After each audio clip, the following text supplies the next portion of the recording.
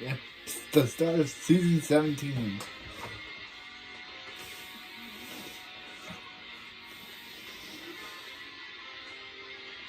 And the calendar that I have currently up there will probably be changed in the next week, in the next reaction. Because the calendar I do got hasn't come yet, so that's a temporary calendar. Alright? Oh.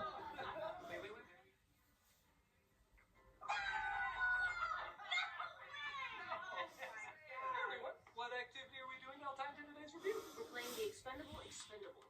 Oh, like the Stallone movies with the action stars? No, like the action stars that the Stallone movies were too embarrassed to put in. I choose Chris Klein. Oh! Well, I choose Dennis Rodman. Well, I'm bringing the pain of Charlie Sheen and Emilio Estevez. Ooh. You do, man? Sure, grab some cars. Oh, got y'all now. I summon late 90s Ben Affleck. Ha! I have early 2000s Ben Affleck. Oh, that's nothing. I've got Joss Whedon Ben Affleck. Joss Whedon Ben This is all Affleck. for naught. But this game is over. Oh, man, you win. Yeah, there's no way we're beating that. Yeah, there's so many duds he's been in, like...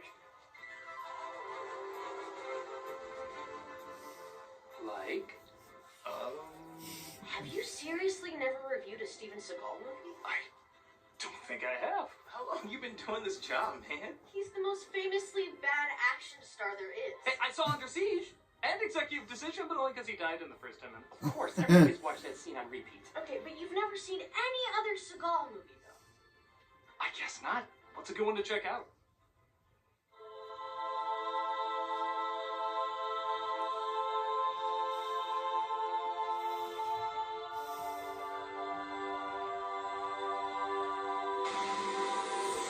Ah.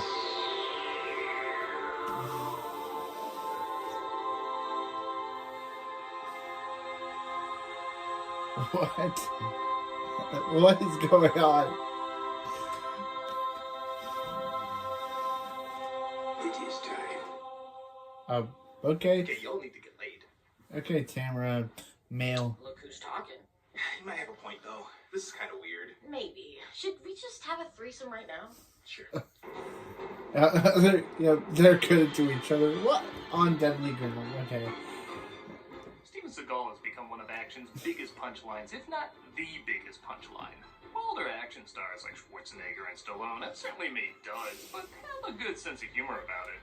People love laughing at Seagal because he seems incapable of laughing at himself. And the film claimed to be the crowning achievement of taking himself so seriously it becomes hilarious is On Deadly Ground. At least in 1994, I would have assumed his most embarrassing work would be sometime after he became Jim Belushi microwaving into Elvis. But everyone says this is his passion project and directorial debut, encompassing everything that's hilarious about him without ever attempting to be humorous. It's entered the halls of laugh out loud infamy, and I'm finally gonna see what's so damn funny about it. So let's take a look Hey, at... Critic, do you have any edible lubricant? No, and for God's sakes, keep your panties on. Yeah. Oh, these aren't mine. Oh. Let's Then take a who look are at they? On Deadly Then Ground. whose are they? The film opens with... Oh, an eagle. I can already tell this is gonna be too subtle for me. And then cuts to a fire on an oil rig, where we see Seagal coming in to save the what is that jacket? Oh. Oh my god, he looks like what Doc dressed Marty in to go back in time. Is this what you wear the whole film? Yeah, looks like it. Oh, I am all aboard for this garbage. Good to know the guy's gonna save everybody smokes a cigarette in an open oil fire. Hey, you, what's cooking? God damn it, Forrest, this is a disaster here. And what you sound telling what's up? Just the way they said those first two lines. Michael Caine plays Jennings, the owner of the oil company that's literally on fire. And I know it's gonna be hard to believe, but he might actually be funnier than Seagal in this. First off, my god, what accent is that? I'll expect your full report on my desk by morning. My oil is flowing all over the ocean. Instead of into my refinery where it's worth money. It's a small oil spill. Accidents happen. At first I thought it was his usual British accent, but it's so bad, I literally can't even guess what it's supposed to be. It was human error all the way. I suggest you take care of the Hugh Palmer problem first, Mr. McGriff. What's the position on Aegis 1? Maybe that's his idea of what a New England accent is supposed to sound like? Every year, Hundreds of thousands of porcupine caribou make their way down from the laughably mountains. They come to feed off the tundra grasses. I can't take it. I have to look it up. I literally have no idea what it's supposed to be.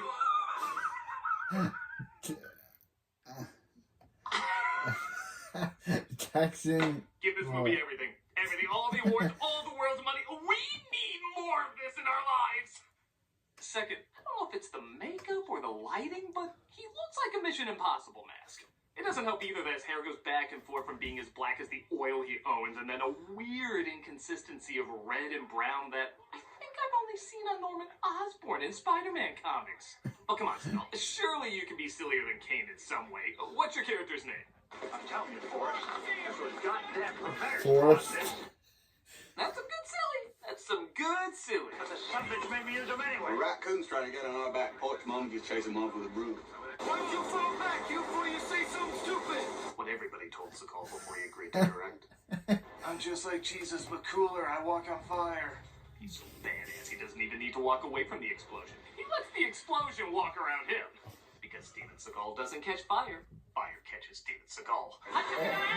Let's go. His co-worker Hugh thinks Jennings is purposefully setting his rigs on fire, but Forrest tapped. Yes, it's a name that just gets funnier the more you reveal. I think his middle name is the Thundercats logo. Doesn't see why he would do that. Now, why the hell would I do that to myself on purpose? I don't know. I kind of asked him the same thing. Guess you did. He looks like Mrs. Doubtfire's face on a mannequin head. How am I taking his role, crying over a green sock more seriously? You want someone? An animal? Forrest relaxes in a local bar where he notices a Native American man being picked on by some bullies. Redskin piece of shit. Another one of those bars that seems to have no owner. Oh, hey, Jim, I haven't seen you since Dumb and Dumber. I think you should change out that ridiculous costume, though. Want to play with me? Oh, you want a piece of this? I ain't afraid. I'll fucking kill him. I'm gonna imagine you're Will Sasso. What? Uh-oh, he's gonna cowboy rope everybody, and he clearly doesn't know how to use it. Would he gonna lasso someone with a gun next? What kind of moves are these? Whatever moves they are, they call for slow-mo, clearly not originally shot in slow-mo. And you can see why now these moves are worth showing in slow-mo. Are you a man? What, man? I got a big pair of balls right between my legs. Let's settle this like men, with a hand-slapping game. You think I'm joking? Don't hurt him, Forrest. Oh. I'm sorry, when did this become a Hot Shots movie? Next we'll do rock, paper, scissors, then patty cake. Wait, how do you lose patty cake? Like this. But at his heart, he's a therapist. What does it take to change the essence of a man? I need time to change. Now you might be thinking, surely I edited that down. He must have said more than that to break through. But nope, all he says is, what does it take to change the essence of a man? And the guy's like, well, I've been bad. I need time to change. And maybe a few games of tiddlywinks. These recess activities really speak to my soul.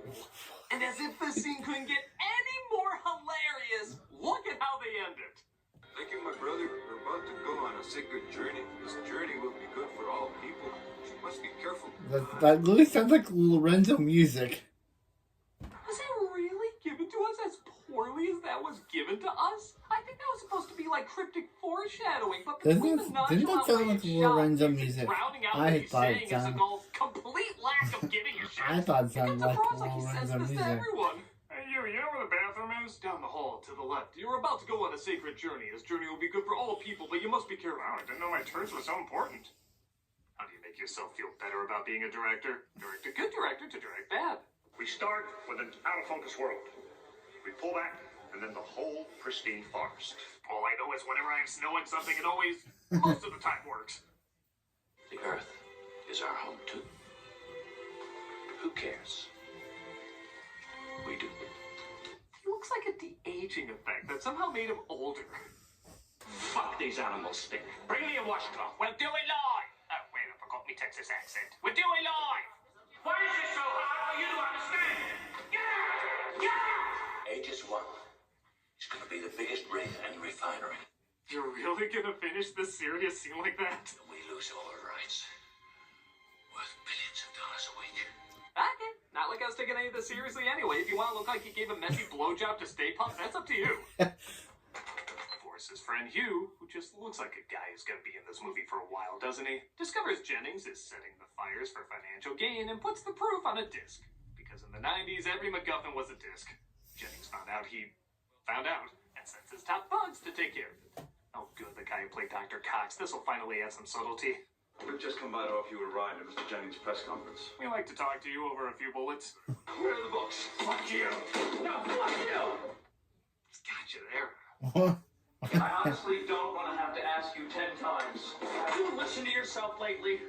Have you? Okay, I know he's supposed to be intimidating, but why are you acting like he just broke up with you? Everything with you is I. There is no I in team. It is T-E-A-M. Team. There is an M-E, though, and that's what our relationship should be about. Our hero also starts to put together the obvious bad guys are obvious bad guys, and he gets appropriately blown up at an oil rig. Just let him phase through it. Like This before. Arctic Iron Man, he actually looks better after he got blown up. Oh, good. With his amazing understanding of Native Americans, I hope he does a crossover with Kathy Bates from North.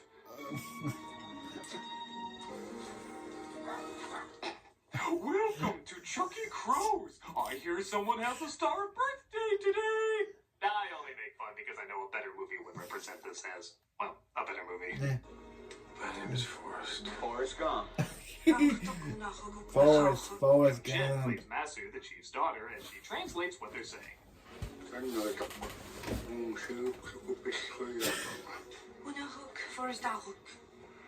nurse him back to health, and he pays him back the best way he knows how. By stealing their shit. You're healthy enough to steal. You're healthy enough to make your journey. I'm in trouble. People are after me, and if they come here, you guys are in a lot of danger. Ah, the traditional Seagal approach of making the bad thing he's doing look like a good thing. Wow. But unlike everywhere else, it seems to work here. There was a time there were no people on the earth. A man burst forth from the sacred place. I'll give the film this. Alaska does look pretty. I've seen a lot of ego projects that don't even attempt to give their film a visual style, so I will give it a point for that. But then that pesky story comes back as the chief tells Forrest about a sacred man who is a spirit warrior who learns the way of nature and brings balance. Can you guess who that's gonna be? You will fight your most difficult battle. Then you will find your way back. An eagle. He goes on a spiritual journey that clearly he thinks is artsy enough to show nudity.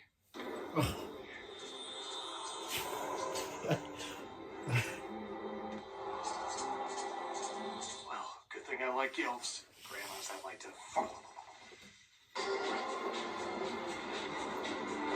Thank you, boob lady. Okay, thanks, Before Emily. show up, and by God, does he get any info from anyone when he acts like such a jilted teenager? Have you seen this man? God damn it. Does he have Oh! a clothespin on his balls? Why is he always so angry? Forrest comes back to discover what happened to the man who saved him.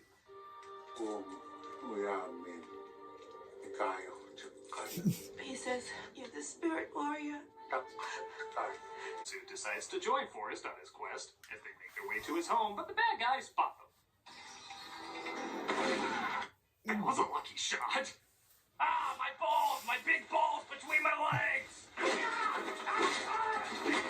He, of course, takes them all out, which means Jennings starts outsourcing to a mercenary played by R. Lee Irving. Mr. Jennings, I'm Stone. Only 2 people come out of Texas, steers and people with bizarre British accents. How do you want him delivered? On deadly ground. Boom. Forrest gets ready to take out Jennings, but, you know, he really doesn't want to. I didn't want to resort to violence. I don't have a choice. You don't want to resort to violence? You What? literally played the hand slap game where the prize is punching someone. You right good? Of course, I'm a Native American. I mean, you're not. But more than Seagal will ever be wearing that Arizona Walmart collection. Yeah, I love her as much as he complains we don't understand Native Americans. He doesn't even cast them in the main roles. They make their way to a hideout where he has all sorts of hidden weapons. And like he said, he hoped he would never have to resort to. Just in case? In case they declare war on some small country. Yeah.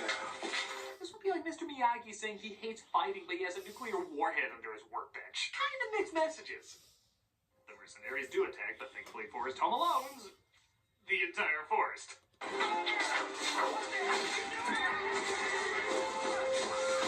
On that note, don't you wish Home Alone had just as good editing? He's only a kid, Harry. That looks so real. Quick, get me a paintbrush. We'll paint our way across. Right after I paint a tunnel on a cave. That's the direction a lot of this is going. Confirmed. He blew a hole in the hole. They make their way to the latest rig. Jennings is about to sabotage and try to stop the henchmen inside. I had to kill you. Sure, I could have knocked you out, but last resort. A big thank you to Pepsi for sponsoring this last resort. I'll be back. I'm gonna take a piss. It was cooler when I smoked around explosives like an idiot. Who are you calling? Just gonna reach out and touch somebody. That aged great. Oh, in case anyone missed, Segal also directed this movie. He's the kind of guy that would drink a gallon of gasoline so he can piss in your campfire. We are not dealing with the student here. We're dealing with the professor. This guy's a professional. If he reaches this rig, we're all going to be mid-goddamn hole right in the middle of Alaska. Oh, sorry, my hard-on hit one of the barrels here. He radios to the Lost Arts Dr. Cox and continues to take out the henchmen, including Billy Bob Thornton. All right, sweetheart. I'll regret everything in between Bad Santa and Fargo! But how is he gonna take out Arlie Ermy in both the coolest and lamest way possible? Well, I've never been so manly emasculated! Take it! Oh my god, slow-mo shots that were originally shot in slow-mo? Did someone actually plan something in this? You're a macho man with a code of honor. You want to shoot me in the back? I guess he does know how to use a lasso. That scene before, that was just a tease. Now, it's full-on Twinkie the Kid time. Get ready for the one good line in the movie. Shoot me, God! I wouldn't dirty my bullets. It's a little second grade, but I kind of love it. What? But he won't kill him. He's not that kind of... I guess he is. Last resort! This is for my father. Come on. This way. Okay, maybe this way. Get out of the rig before it blows. So the way to stop rigs from blowing up is to blow them up again. As Forrest makes a big speech at the Alaskan State Capitol. I've been asked by Mr. Etok and the Tribal Council to speak. Thank you to all the brothers and sisters that have come here today representing this cause. Yes, I chose this jacket knowing full well you would all be here. Big business is primarily responsible for Yeah, the water we drink, the air we breathe. that is a terrible Speech idea. about oil is bad. That That's feels a more terrible like a idea to giant wear- joke he is saying at the end of a cinematic narrative. Because of the That's a oil terrible cartels idea to and wear a government feathered regulation, feathered jacket forced to use while you're gasoline talking for to 100 Indians. years. True, we use God knows how much oil and gas for the explosions in this Exactly. movie, but when Segal does it, it isn't wrong. Millions and millions of gallons of oil are now destroying the ocean and the many forms of life it supports. So get this, in the test screening of this film, this original speech was 11 minutes when long. you're talking to Alaskans. People apparently Don't started wear walking that out when you're and talking they to were so bored, Alaskans. and I'm honestly surprised it took him that long. So he chopped it Yeah, down. don't wear that when you're talking to You Alaskans. know, it still feels like 11 minutes. As long as there's profit to be made from the polluting of our earth, companies and individuals will continue to do what they want. Well, that just makes too much sense from a guy who's friends with a tyrant whose #1 export is oil. This is awful. But man, everybody's right. It's awful in all the best ways. I'm so glad this was my intro to bad Steven Seagal, and that it's a project he had complete control over. I guess it's the only film he's ever directed, but man, I got to see more. This is the kind of laugh-out-loud, ego-trip bad that you gotta see to believe. It's absolutely horrendous, but by God, I loved every minute of it. It's spectacularly awful and awfully spectacular. Enough that I think I can return to that game. Have you achieved satisfaction? Oh God, yes. So have we. Yeah, I don't need to know any more about that. That's just... Yeah, they probably slept. They probably all slept with I each other. choose Pamela Anderson. Well, I choose Guy from Speed 2. Well, I choose Jay Leno. Jay Now Leno. the thing, I wish it wasn't. Like most Those things would chill. The Crimson Chin. Right, everyone. Dun dun But dun. like before, this game is officially over. Oh, yeah, okay, yeah. Expendables 4. Checks. Thank you, my brother. We're about to go on a sacred journey. That still sounds like Alonso music.